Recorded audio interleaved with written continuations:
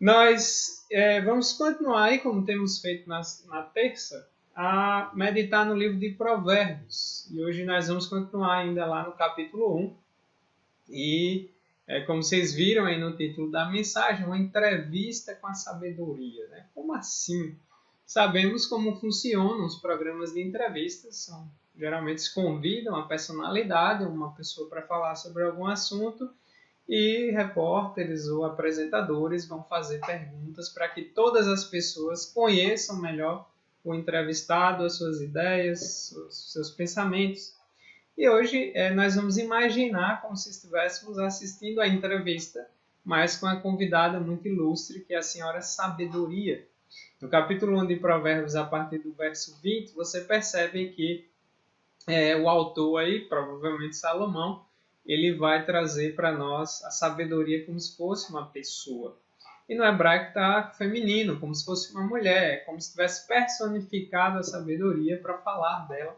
Era um recurso utilizado na época para se escrever, para contar histórias, para atrair as pessoas e ensinar algumas verdades que são importantes aí nas escrituras. E aí hoje nós vamos dar prosseguimento a partir do verso 20, você já deve estar com sua Bíblia aberta aí. E aí diz assim para nós a palavra do Senhor. Grita na rua a sabedoria, nas praças levanta a voz.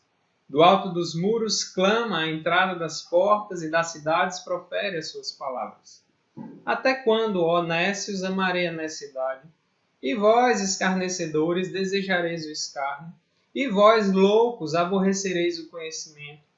Atentai para minha repreensão, eis que derramarei copiosamente para vós outros o meu espírito e vos farei saber as minhas palavras. Interessante, meus irmãos, nos primeiros versos do capítulo 1, lá do verso 1 ao 6, nós vimos o início do livro, explicando o que são os provérbios. Salomão vai ser o compositor da maioria dos provérbios, segundo a Bíblia, ele chegou a compor mais de 3.000.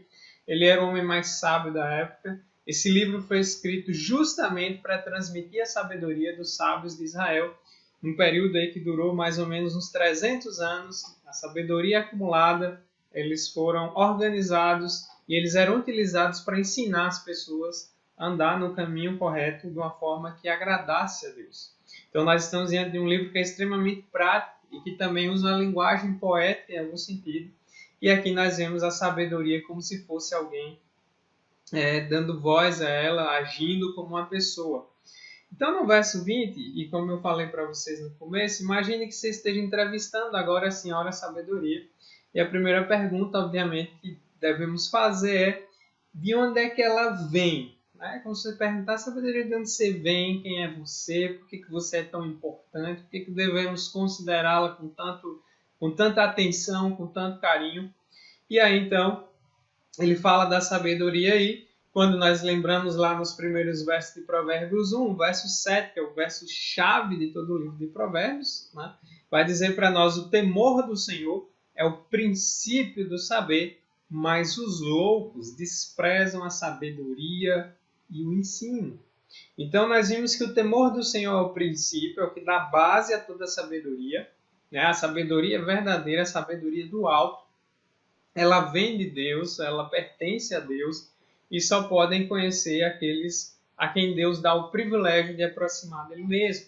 Então, é um Deus que se revela, e aqui você vê a sabedoria gritando nas ruas, nós precisamos saber quem é ela.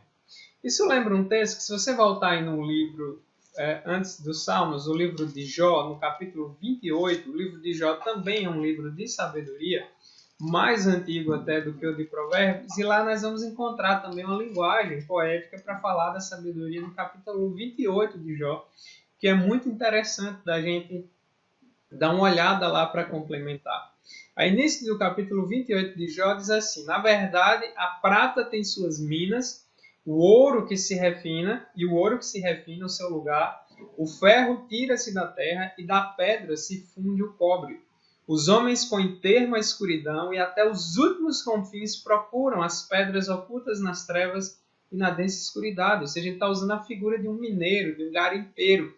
ele está comparando os homens buscando pedras preciosas que vão nos buracos mais profundos e mais escuros em busca de ouro, em busca de prata, em busca de cobre. Claro que ele está aqui fazendo alusão aos mineiros antigos. Hoje essa área tem uma série de equipamentos modernos, mas a ganância do homem, ainda assim, ele arrisca a própria vida dentro de tocas, dentro de lugares atrás de pedras preciosas.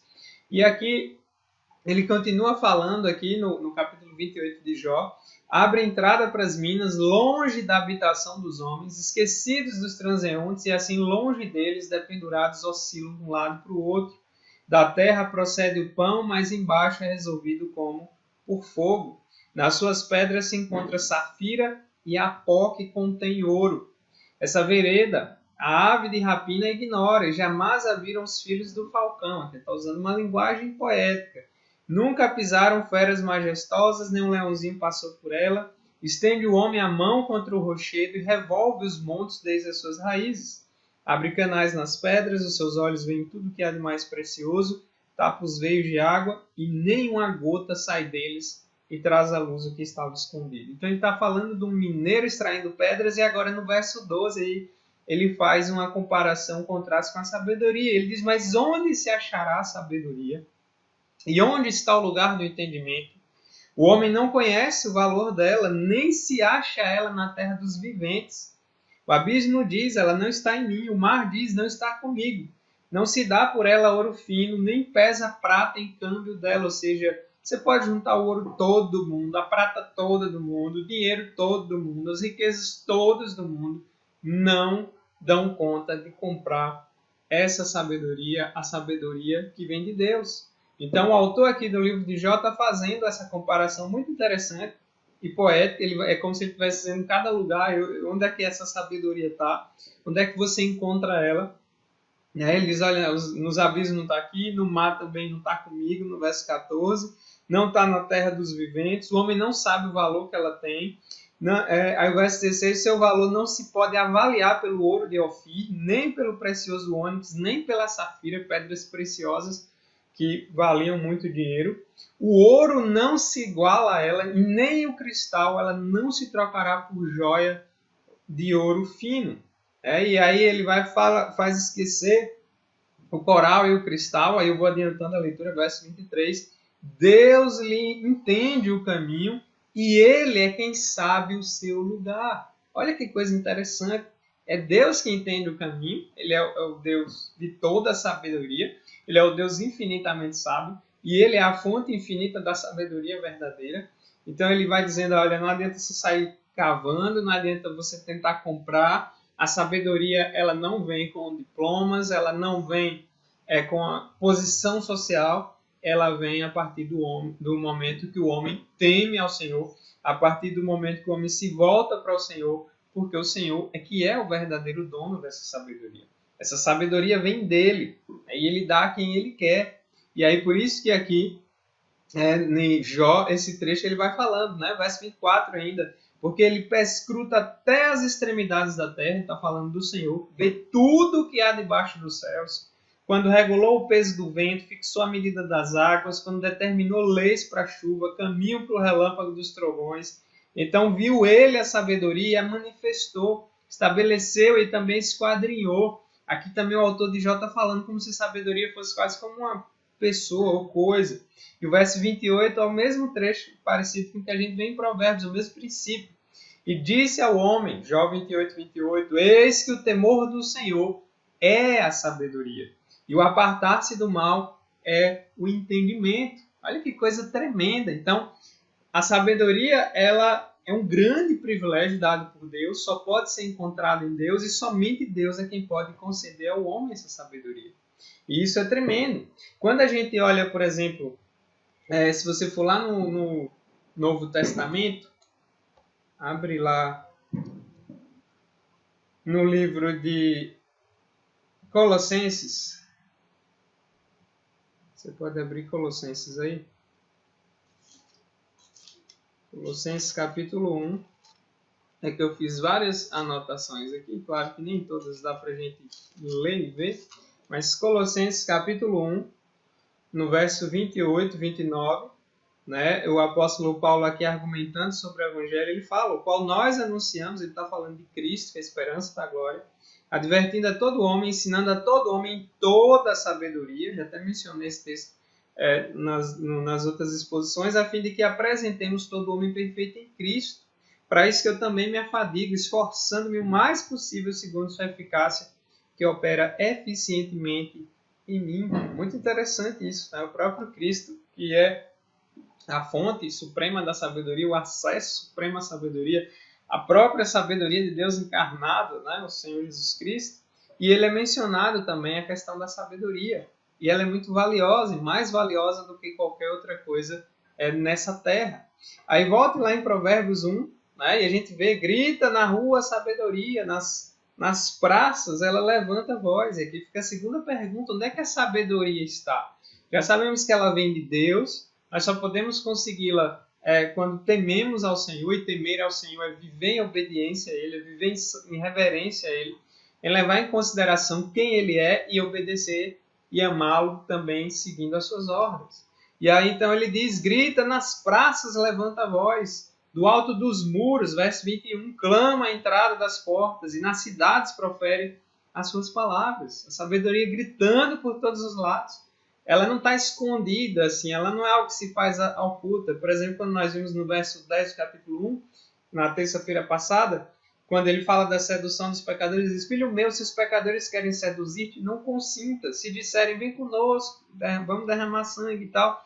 Então, o errado é sempre as escondidas, mas aquilo que é bom, correto e puro é sempre visível, é sempre público. Então, a sabedoria ela está gritando nas ruas, ela está clamando nas ruas e ela sai por todos os lugares. Sabemos que nós vivemos em um mundo barulhento, um mundo corrido, um mundo bagunçado, um mundo com muitas vozes e muitas filosofias, e a sabedoria continua gritando pelos séculos dos séculos, porque ela é uma sabedoria eterna, que vem de Deus, e é nela que nós devemos confiar e nos orientar e nos guiar, em face de tantas outras vozes e tantos ruídos na nossa época. A gente precisa pedir a Deus que possamos ouvir o clamor da sabedoria até nós. Então é interessante, ele vai dizendo nas praças, no alto dos muros, nas portas, em todos os lugares. E quando a gente vai olhando o restante das escrituras, nós vamos vendo Deus oferecer essa sabedoria. Por exemplo, no Salmo 19 mostra as coisas que foram criadas, né? Todas nos céus, na terra, animais, nós mesmos, enfim, tudo vai demonstrando a sabedoria e a glória desse Deus. Nós também vemos a sabedoria desse Deus expressa através da sua palavra. No Salmo 19 também, na segunda parte dele, isso é mostrado lá para nós. A Bíblia é o nosso manual de sabedoria. E essa sabedoria vem também pelo Evangelho. É interessante isso, porque nós só podemos atingir essa sabedoria verdadeira quando nós somos transformados por Cristo, quando o Espírito Santo habita em nós e nos capacita a enxergar e entender as coisas da forma que Deus requer de nós. Então isso é muito interessante, o chamado do Evangelho. Por exemplo, se você lê aí Jeremias é um profeta que é levantado em momentos difíceis, assim como todos eles, e Jeremias tem alguns momentos que faz apelo às pessoas. Jeremias 3, versículo 15, diz assim, dar-vos-eis pastores, segundo o meu coração, que vos apacentem com conhecimento e com inteligência. O conhecimento e a inteligência bem ligados à sabedoria. E aqui é necessária a direção do próprio Deus. Ali ele está se referindo ao momento da história de Israel, mas é um princípio que nós vamos encontrar durante toda a história e também na era da igreja. Deus direcionando os mestres e todos aqueles para levarem as pessoas ao conhecimento, ao direcionamento da palavra. Colossenses 1 a gente viu, Paulo se afadiga no esforço, na confiança da glória de Cristo, e fazendo com que as pessoas se tornem verdadeiramente sábias. Então a sabedoria ela vai sendo espalhada, e à medida que pregamos a palavra, ela vai sendo difundida. 2 Timóteo 3,16, nós também vemos lá a importância da palavra de Deus, que ela é útil para ensinar, para redarguir, enfim, útil para a vida toda. Então ela é nosso manual de sabedoria. E é aqui que nós encontramos o depósito perfeito e santo do Senhor da sabedoria. Então, quando a gente volta lá em Provérbios, a gente chega no verso 22, e aí fica a nossa terceira e última pergunta, que é justamente para quem a sabedoria está falando. E aí o verso 22 diz assim: até quando, ó nécios, amareis a honestidade? E vós, escarnecedores, desejareis o escárnio. E vós, loucos, aborrecereis o conhecimento. Até quando? Aqui está fazendo uma pergunta. E aqui está descrevendo, usando três palavras para descrever os pecadores. Ou seja, nós. Né? Eu sempre disse. Às vezes a gente lê Provérbios, a gente imagina que o tolo é só o outro. Mas a ideia da Bíblia é sempre fazer olhar para nós e para a nossa própria tolice e buscarmos a luz de Deus para dissipá-la. Então aí diz, ó nécios, o que é um nécio? Uma pessoa inexperiente, uma pessoa ingênua. Então ingenuidade não é uma coisa boa em si, porque a Bíblia nos chama a perceber a realidade que nos cerca. E a Bíblia nos capacita a nos enxergar os outros e enxergar o mundo que nós vivemos. Então nós não podemos ser ingênuos, nós não podemos ser nécios. É a pessoa que é muito mente aberta, vamos dizer assim. Aceita tudo, não filtra nada, acredita em tudo. E nós estamos vivendo uma era dessa forma. O nécio, hoje, ele se manifesta bastante, tipo, espalhando notícia falsa na internet, acreditando em toda notícia que vem da internet. Né? Aquela pessoa que tudo que alguém diz a ela, tudo que ela acaba ficando extremamente vulnerável aos perigos e às armadilhas. É uma pessoa fácil de ser seduzida, é uma pessoa fácil de ser influenciada, é uma pessoa fácil de ser levada pelos outros. Então a Bíblia nos adverte quanto a isso. Então a sabedoria está gritando e ela está aqui falando para esse público e é justamente, começa dizendo, os nécios, até quando vocês vão amar a necessidade? Ou seja, a ingenuidade, né? A falta de noção, é a pessoa sem noção, como a gente usa hoje a expressão. Então a gente precisa saber que a ingenuidade, o sentido de não buscar essa sabedoria, ela é pecaminosa. É como se a gente tivesse preguiça de buscar aquilo que é bom, aquilo que é verdadeiro, e a gente só quer tudo mastigado, a gente só quer esperar pelos outros, e aí a gente acaba se perdendo. Né? A gente precisa pensar muito seriamente nisso. Aí ele fala dos escarnecedores, né? No verso 22, os escarnecedores também podem ser traduzidos como zombadores. E vós, escarnecedores, desejareis o escárnio. Aqueles que zombam, né, das coisas de Deus, aqueles que desafiam as coisas de Deus. E às vezes com as nossas atitudes nós também acabamos agindo assim. Então até quando vocês vão continuar zombando e vão desejar zombar? Então as pessoas, o homem sem Deus, o homem no pecado, a tendência nossa é zombar mesmo da verdade, é zombar da verdadeira sabedoria, é rir da cara daqueles que nos dão conselhos, é fazer pouco caso. Né? Nós vamos ver nas próximas exposições que depois é a própria sabedoria que vai rir da cara deles. Então vai dizendo aí também, e vós loucos aborrecereis o conhecimento. Aqui não é louco no sentido de ter um problema mental. Aqui é louco no sentido de ser tolo mesmo. Então não é a pessoa que perdeu o juízo, mas é aquela que não considera as coisas de Deus. Né? Lá no verso 7 a gente viu, mas os loucos desprezam a sabedoria e o ensino. Né? Ou seja, uma pessoa tola, sem noção. Ele é mentalmente estúpido. E essa é a palavra que está em alguns dicionários bíblicos. Né? Espiritualmente obstinado. É aquela pessoa que está toda errada e ela continua estando errada e ela despreza aquilo que é bom, ela despreza a palavra de Deus e as advertências que a palavra de Deus também traz. Então tem esses três tipos de pessoas para quem a sabedoria está falando, está gritando e fica a pergunta, até quando você vai continuar como um tolo, ou louco? Até quando você vai continuar como um zombador? Até quando você vai continuar como uma pessoa ingênua, como uma pessoa nécia? Até quando? Né? Ou seja, ele está fazendo essa pergunta para a gente refletir e para fazer acordar. A sabedoria está gritando, né? E isso é muito interessante. Então, fechando, no verso 23, ele fala, atentai para a minha repreensão. Eis que derramarei copiosamente para vós outros o meu espírito e vos farei saber as minhas palavras. Então, as lições que nós já podemos extrair dessas verdades práticas e provérbios. Né? A primeira delas é que a sabedoria de Deus, como vimos, vem de Deus, é graça de Deus. Você não vê as pessoas buscando sabedoria, mas você vê a sabedoria buscando as pessoas. Né? Da mesma forma que na Bíblia, por um todo, você nunca vê o pecador indo até Deus naturalmente. Você sempre vê Deus indo primeiro ao pecador. Nós vemos um Deus sábio, um Deus santo, um Deus misericordioso, fazendo com que a sabedoria saia buscando os tolos, os nécios e os loucos, né? Os escarnecedores, como nós. Então é muito gracioso da parte de Deus. Isso lembra um trecho das orações de Agostinho. Ele dizia: livra-me, ó Deus, desse homem mau. E quem é esse homem mau? Eu mesmo. Livra-me de mim mesmo. Porque nós temos a tendência à tolice. Nós temos a tendência à necessidade ou à ingenuidade. Nós temos a tendência também a sermos zombadores. Às vezes não zombamos de Deus com as nossas palavras, mas as nossas ações, os nossos pecados acabam, de uma certa forma, zombando da bondade dele, do amor dele, da misericórdia dele. E, portanto, pecamos. Então, em maior ou menor medida, dependendo de quem é a pessoa e se conhece a Deus de fato, todos nós ainda temos um resquício em nós da necessidade, do escarnecimento e da loucura, da tolice, do vazio, do desprezo por aquilo que é bom, por aquilo que é verdadeiro. Então, importante pensar nisso. Outra coisa que nós observamos também aí no texto é que essa sabedoria que vem de Deus, né, ela mesmo que se revela ao homem, da mesma forma que Deus se revela a nós por graça, e aí faz com que a palavra chegue até nós, que Cristo encarne para nos salvar.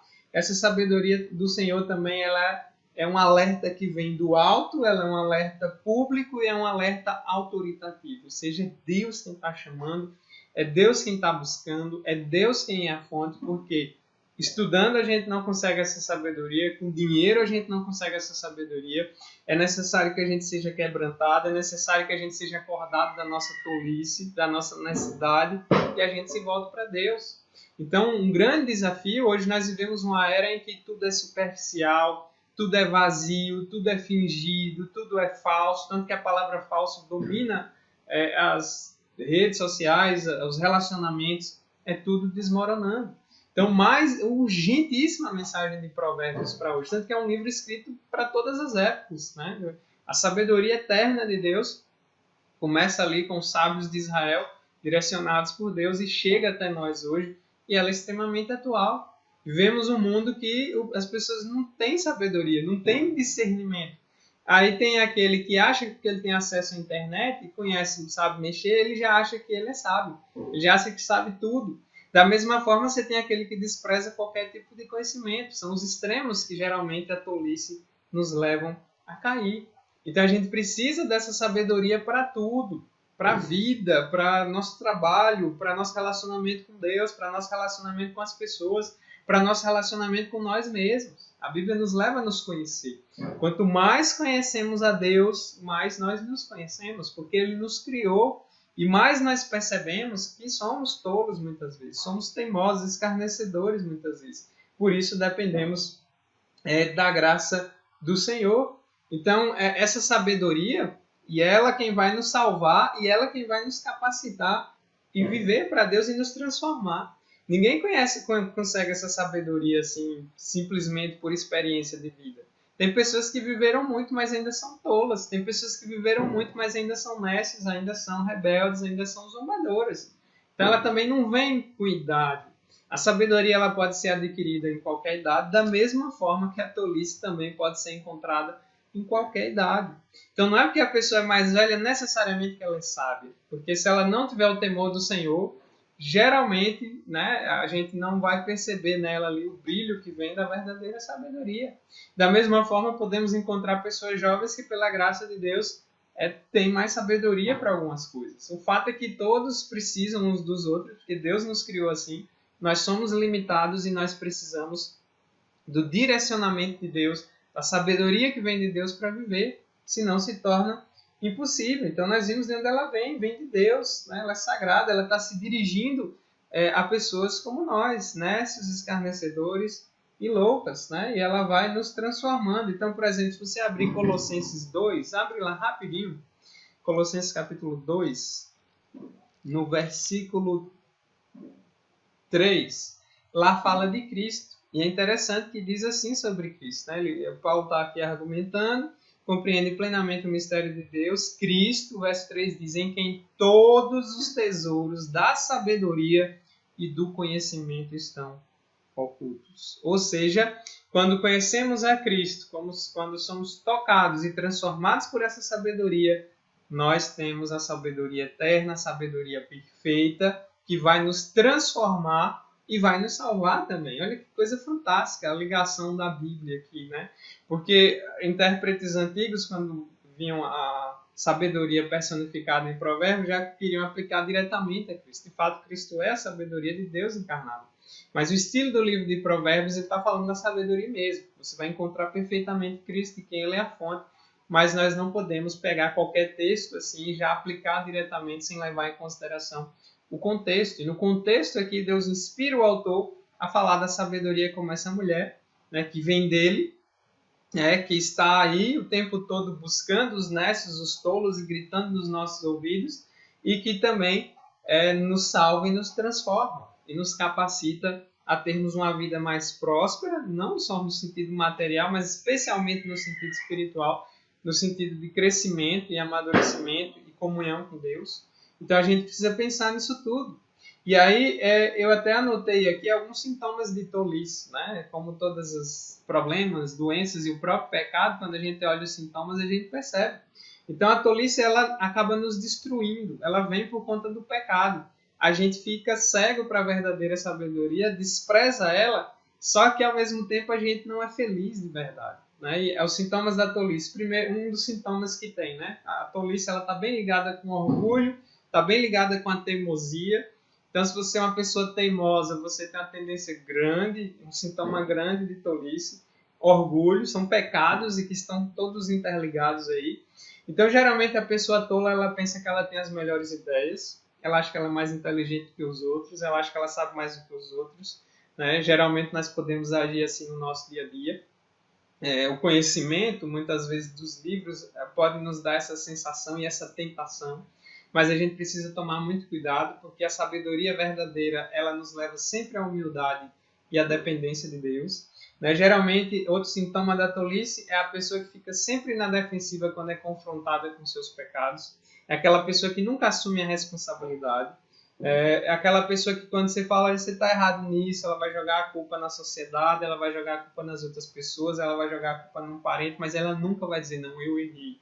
Né? Eu tenho sido um tolo. Eu pequei, eu fiz tudo errado. Né? Fazer como Davi, quando se arrepende no Salmo 51. Pequei contra ti somente. Quando Davi foi convencido, mostrado o seu pecado, confrontado com o profeta Natan, você não vê Davi inventar uma desculpa. Né? Davi vai dizer, pequei contra ti somente, fiz o que era mal perante os teus olhos. Então, o tolo geralmente é assim, quando ele vai ser repreendido, ele fica com raiva. Ele vira seu inimigo. Ele age como se dissesse assim, como se estivesse até agradando da vida errada, não aceita conselho, não aceita repreensão, não aceita ser confrontado. E essa é uma tendência que a gente tem e precisamos pedir a Deus que trabalhe no nosso coração, porque é muito importante sermos confrontados diante dos nossos erros, e a Bíblia trabalha muito isso. Geralmente é teimoso, a pessoa teimosa sofre muito, a tolice ela nos destrói, ela nos adoece, ela nos bagunça por completo. Geralmente tem amigos tolos, né? Aquela pessoa que não tem boas companhias, tem amigos tolos que incentivam mais ainda a tolice, alimentam mais ainda a tolice. É uma pessoa que se alimenta da tolice do mundo, então nós sabemos que vivemos em um mundo que não gosta de Deus, não gosta da palavra de Deus, e a gente precisa tomar muito cuidado com o que a gente assiste, com o que a gente lê, com o que a gente ouve. Nós não devemos ser pessoas alienadas, devemos saber o que está se passando, devemos conhecer um pouco de cada área importante para a vida, mas o fundamento de todo o nosso crescimento tem que ser a palavra do Senhor, tem que ser a direção do Senhor, e nós só conseguimos com a sua sabedoria. E geralmente as consequências da tolice, elas vão resultar em quê? Em frustração, pessoas que vivem frustradas porque elas acabam não se conhecendo, aí elas percebem lá no fundo que não são aquilo que elas até imaginavam ser, porque nossa tendência é a gente se enxergar bom demais quando a gente não é, inteligente demais quando a gente não é, e a gente acaba se frustrando, colocando expectativas nas coisas, nos outros, em nós, e a gente falha e tudo falha, e a gente fica descachimbado, como usando a expressão popular. Gera trauma, gera corações partidos, é o que nós temos visto pelo mundo inteiro, pessoas, o amor se esfriando nas pessoas por conta disso, negócios falidos, os empreendimentos vão por água abaixo, aquela pessoa que quer dar um passo maior do que a perna, como diz o ditado antigo, botar o chapéu onde o braço não alcança. Né? Então, são as pessoas que agem sem sabedoria, vão fracassar nos seus empreendimentos. Famílias bagunçadas, é o que nós temos visto. Por quê? Por desprezar a sabedoria que vem de Deus. casamentos destruídos, né? O número de divórcios aumentando porque a sabedoria de Deus é desprezada, e vidas sem esperança, pessoas que não têm mais alegria de viver, pessoas que perderam a alegria de tudo, porque elas depositaram a esperança e a alegria delas em tudo, menos em Deus. Como dizia Pascal, desde que o homem deixou de acreditar em Deus, ele acaba acreditando em qualquer coisa. Então é aquela pessoa que colocou toda a sua alegria aqui, na riqueza, nos amigos, na vida, enfim, aí tudo passa, tudo desmorona, os amigos falham, as pessoas ao redor falham, tudo pode acontecer no decorrer da caminhada, e aí fica uma pessoa sem esperança. Mas por quê? Porque ela não deu ouvidos à sabedoria que vem do alto, a sabedoria do Senhor. E quando a gente olha para o verso 22, a gente só tem que dizer: Senhor, tenha misericórdia de nós, porque sempre temos área na nossa vida para serem trabalhadas, onde nós temos muitas vezes agido como nécios, como escarnecedores, como loucos ou como tolos. Mas por fim, eu quero finalizar com Isaías, que tem um trechinho que está bem conectado com o Evangelho, embora seja uma mensagem lá no Antigo Testamento, mas a mensagem do Evangelho ela ecoa por toda a Escritura. E lá no verso 18 de Isaías 1, que é até conhecido por muitos, diz assim: Vinde, pois, arrazoemos, diz o Senhor. Ainda que os vossos pecados sejam como a escarlata, eles se tornarão brancos como a neve. Ainda que sejam vermelhos como o carmesim, se tornarão como a lã. Se quiseres e me ouvides, comereis o melhor dessa terra. Aqui tem um contexto, né? Não quer dizer necessariamente que você vai ficar rico, ter uma prosperidade já assim, igual alguns ensinam por aí. Mas o princípio aqui do arrependimento e do convite ao arrependimento é o mesmo. Mas se recusares e fores rebeldes, sereis devorados à espada, porque a boca do Senhor diz. Então, vinde, pois, e arrazoemos. Ainda que os nossos pecados sejam terríveis e sujos, ainda que você perceba bem a tolice, a necessidade e a loucura no coração, o desprezo por Deus no coração, ainda assim eles podem se tornar brancos como a neve, limpos, né, como a lã alva, porque o Senhor, Ele é aquele que nos cura da nossa tolice, Ele é aquele que nos faz enxergar o que temos que enxergar, Ele é aquele que resplandece a sua luz nas trevas do nosso coração. Então, uma coisa que nós sempre temos que orar é para que Deus ajude a gente a se enxergar. É para que a gente tenha mais humildade e reverência diante dele, para que a gente busque a sabedoria verdadeira que vem dele, porque a tolice, ela é pecaminosa, ela nos destrói os outros, e o resultado dela está espalhado por todo o nosso mundo. Por isso que nós precisamos dar ouvidos a essa sabedoria. E hoje nós temos um complemento ainda maior da revelação, sabendo que essa sabedoria nós encontramos no Senhor Jesus Cristo. Dele flui ela, Ele é a própria sabedoria encarnada. E Ele é aquele que nos capacita a viver de verdade e no decorrer da vida também podemos ir crescendo no sentido de parecermos cada vez mais com Ele. Que Deus nos ajude a não sermos rebeldes contra Ele, que Deus nos ajude a lutarmos contra a nossa tolice, que Deus nos ajude a termos uma visão melhor da vida, da realidade, das coisas, de quem Deus é, porque nós dependemos dEle e sem a direção dEle é muito complicado. Você percebe que são mudanças difíceis, mas são mudanças que Deus produz em nós. Então, o Senhor Ele não só nos salva por meio de Cristo, mas Ele também vai nos transformar. E à medida que Ele nos transforma, Ele vai nos dando acessos e direcionamento com a sua sabedoria eterna, a qual nós tanto precisamos para tudo. Né? Família, trabalho, igreja, enfim, todas as instituições e instâncias da nossa vida, nós somos carentes sempre e devemos orar sempre pedindo a Deus sabedoria. Lá em Tiago vai dizer que se você pedir com fé, Ele vai dar, Ele vai ouvir, Ele não cobra nada de ninguém. Louvado seja Deus pela sua sabedoria, pela sua beleza, pela sua glória, que se espelha em todas as coisas, como vemos na palavra.